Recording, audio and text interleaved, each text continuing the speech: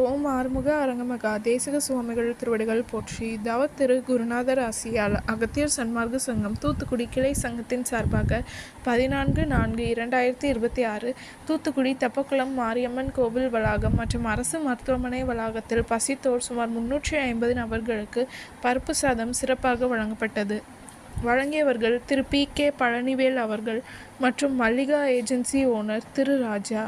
அன்னதானத்திற்கு பொருளுதவி செய்தவர்களும் தொண்டு செய்தவர்களும் அவர்கள் குடும்பத்தாரும் எல்லா வளமும் பெற்று சிறப்புடன் வாழ வேண்டுகிறோம். கடலோரத்தில் செந்தில் நாதன் அரசாங்கத்தில் தேனும் பாலும் தேடுகிறது வாருங்கய்யா, ஒரு தேவை என்ன கந்தனிடம் கேளுங்கய்யா.